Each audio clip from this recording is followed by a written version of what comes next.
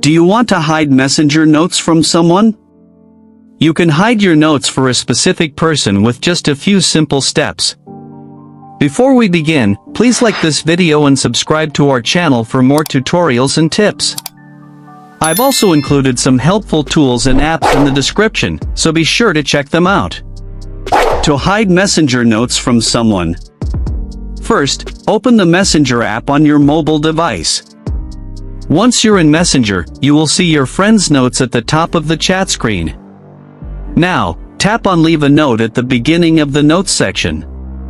A new screen will appear. Type your note or message in the text box. To hide your note from specific friends, tap on Change at the bottom of the screen. A new screen will appear with different privacy options.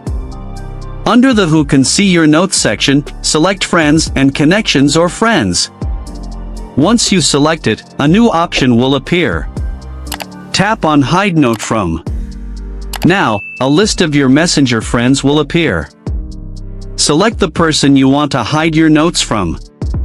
You can also use the search feature to find specific people.